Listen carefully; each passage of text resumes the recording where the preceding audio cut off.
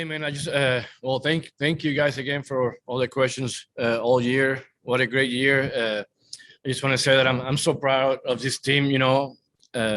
Overcoming all the obstacles that we were placed in our way to win 91 games.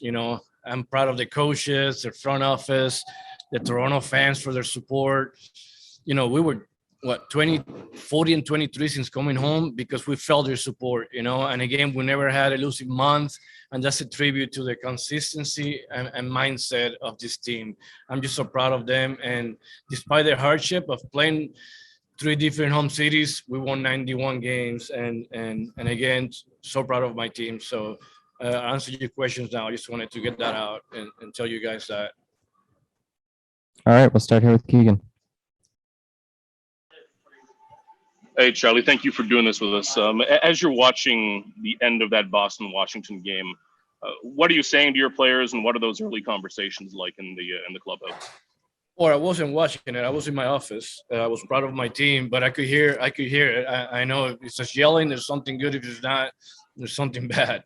But actually the players are having a meeting right now, so I haven't been able to talk to them. But I know how it goes in these three games, how quick they go. If something like this happens, like you're out, that's why I had a meeting with them 3 days ago, Friday, after our team photo, and I told them the same thing that I just said, how proud I am of them, and keep doing what you're doing, because this whole city is proud of you guys. After all the hardship that you guys went through to win 91 games in the American League, it's I'm proud of this team. Thank you, Charlie. You're welcome. Go ahead, Caitlin. Hey, Charlie, obviously not ending this the way you wanted it to, but looking ahead, I guess, what are you most looking forward to about this team and what you've done this year, and how do you think the team can, keep building? Because we have already the last 2 years. I think we're like 130 and 99 or something the last 2 years. That's unbelievable. A rebuilding team. I could say now because they are first full years for these guys and winning 91 games. That's nobody's ever done that. And I'm so proud of this team, and they're only going to get better. I'm telling you right now, they're only going to get better. Great season. Can't wait to see them again playing 162 and more. Great. Thank you, Charlie. You're welcome. Thank you. Go ahead, Shai. Hey, Charlie. When you get so close and you end up on the wrong side of things, what kind of things will you look back at and wonder what if? Nothing. Nothing. Playing on the road for 200 and something days. If you could say, yeah, you lose here and there, but 91 wins. It's the first time in history that a division's got 4 teams with over 90 wins. So what you're gonna do? We play great. I'm so proud of this team. First full year. Nothing to look back. I'm just proud of them, and 3 different cities too. We just not forget that, because it wasn't easy. The hardship and not really playing home games. They were not home games for us. The pace that you played during the games in Toronto was almost 700 baseball that you played in Toronto. You probably can't play 700 over 81 games, but do you see that as being a significant part of the difference between you guys going home and you guys playing on? Yes, it was huge, and I felt that, and Chad, that's why you guys saw my face when I first got here, because I knew if we would have been here earlier, we would have done even better. But I knew just coming to Toronto that the support of the fans that we needed, that we haven't had, it was going to give us a boost, and it did. Swept Oakland, swept the Yankees, and got back in the race, and it's great, man. I'm so proud of these guys, and again, because the fans. I love Toronto.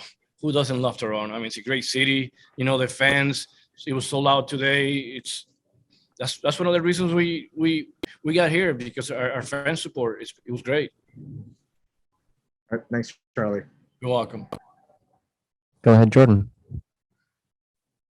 Hey, Charlie. I know we talked a lot in the last little bit about just how many of these games were must-win games for you guys.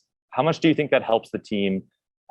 Moving forward to next year, just going through the experience of not just this past week, but maybe even longer than that, having so many must-win games. Yes, I think a lot. Yeah, because he was must-win games for a month now. Every game, and then we got to this point to the 162 games, having a chance. So yeah, it's gonna help him a lot. Yeah, it was like playing playoff games every day, and we won 91 games. And then just, I know, this is super fresh of finding out how the season ended here, and you guys could have been in any number of cities tomorrow, but what's sort of next for you? Like, what are you gonna be following along the games? Are you just sort of taking a break? How does the next few days play out for you? Oh, I don't even know what I'm gonna do, but yeah, I'm sure I'm gonna watch playoff games with my son. He loves the game, so yeah, I'm probably gonna watch games for sure. I got you. Thanks. You're welcome. Go ahead, Rob. Charlie, sort of building on Jordan's question, what do you think the young players like Vlad and Bo and the others gained from the experience of what they went through in September and playing as well as they did in September to make it this close?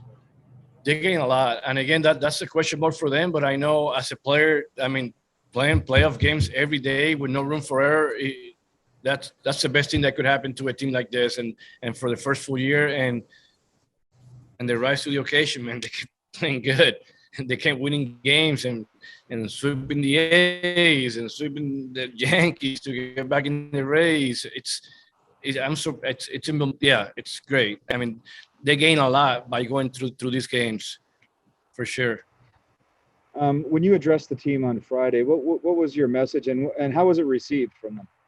It was good. It was how proud I was with them, to get to this point, just keep it going, And I use that word that George likes to use. We're doing it. We've been using that for a while now, And yeah, I just told them almost everything I told you guys. How proud I was of the team and keep doing it because we're doing it. So, and then Pete Walker had a good one too. So, well, that's for him to tell you, not me. Thanks, Charlie. You're welcome. Go ahead, Arden. Hey, Charlie, thinking about Bo and Vlad's seasons, like in totality, what kind of growth did you see from them this year, having been with them for 3 years now? It's not easy to say, but they're only going to get better. And that's tough to say when somebody has an MVP season like Vlad. But Bobich is going to, I'm making that call right now. Next 5 years, he's going to lead the league in hitting. Could be next year, could be 2 years from now. I don't know. But they're both so talented. But I mean, one was the MVP and the other one's what a great year. And then how good he played, Bo, at the end, shortstop. He played great, and he was one of the reasons we got to this point because his defense is short. Is there anything specifically that you think is the next step for those guys as they kind of continue on in their careers? Have this same offseason that you had for this year. Do the same thing. Prepare because it paid off. Great. Thanks, Charlie. You're welcome. Go ahead, Rosie. Shit. Hi, Charlie. In the dugout, how aware were you and the players of what was happening in the other games? Like, did you know that Seattle had lost, that Boston had come back from 5-1, and that finally that the Yankees had walked it off? No, I didn't know, but I could tell by there wasn't that much noise, so I knew that what was happening wasn't that great. So that's the only reason I knew more or less. Okay, it's not going our way. And did the players look like they knew it as well? Could you tell from? Yeah, no, they're paying attention to the scoreboard. I'm just the only one who doesn't. Yeah, they do. Okay. Yeah. Okay, thanks, Charlie. You're welcome. Go ahead, Ben. Hey, Charlie, you mentioned the return to Toronto was one of the real highlights for you this season. Are there any other moments that stand out about this year for you personally that you'll take with you into the offseason?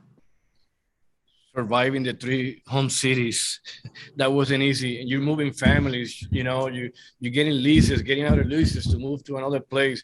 Only team ever to done that. And then to win 91 games, that's, this team, they deserve so much credit because that wasn't easy, and I can say it now, but you guys never heard it from us. When we were in Dunedin or Buffalo or moving, nobody ever said anything about how tough it was, because we weren't at home, the only team moving around. And, so that's the saddest part about not making it, because this team deserves to keep going because what we've gone through. And then I'm wondering with Ray, Semyon, Matt, you've got some big free agents.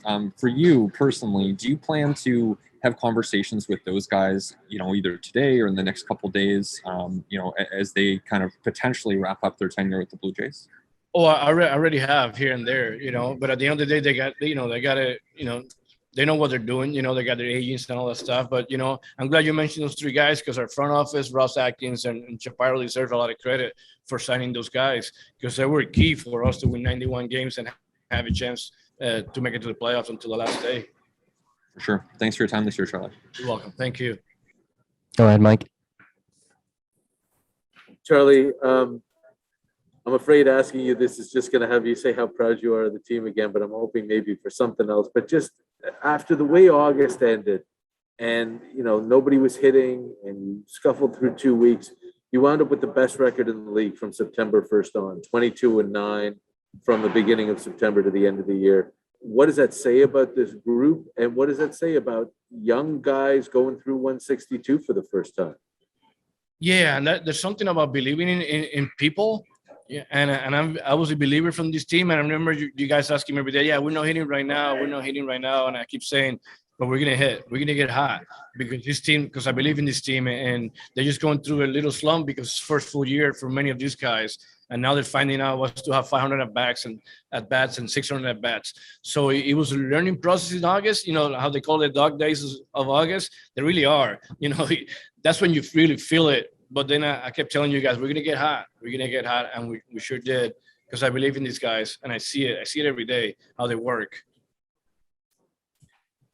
Is it? I mean, for these guys playing in September for the first, well, for 162 for the first time. What do you think they learned from the 6 months and the way they bounce back at the end?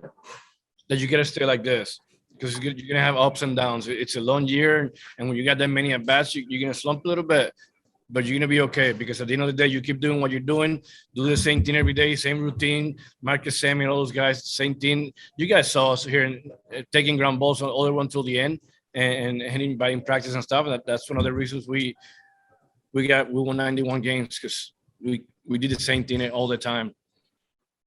Thanks. You're welcome. Go ahead, Mitch. Hey, Charlie, thanks for the time, as always. I know throughout the season you kind of said that you would take it one game at a time, but now that you kind of look back, did you think that this team had the potential to go all the way and to challenge for a World Series? Yes. And again, the only difficult thing was just not having a home and playing on the road and playing against all the teams' fans in our home. That was, that's supposed to be our home. That wasn't easy, but we kept hanging in there. Okay, we still had a chance, of course. And we had to get hot in September, and we did. Yeah, because they never complained. And then kind of on what Ben was asking about guys like Ray and Semyon, who finished the year as two of the best players in the league. What kind of impact, looking back on the year, did they have kind of off the field for your team? Oh, they were great. They're two of our MVPs for sure. They deserve a lot of credit. And they're not only MVPs, they're good teammates, man. They're good people. Thanks, Charlie. You're welcome. Go ahead, Joe. Hi, Charlie. Thanks for the time. This year is the first year you've seen the 162 game version of Hyun-jin Ryu. What did you see from him? That's the best I've seen him in a while. That was vintage Ryu, and you could tell that from the beginning when his changeup was really good. Whenever he's got that changeup going, he's going to keep you off balance, and that's what he did today. He was outstanding. It's one of the reasons we won this game. He gave us a chance to score. So this year is the first time he played 162 games with you guys. What did you see from him whole year? Yeah, I mean, he has his ups and downs, but at the end of the day, when you need him, he comes through, and that's what he did today. We needed to win today. It was the biggest game of the year, and he came through.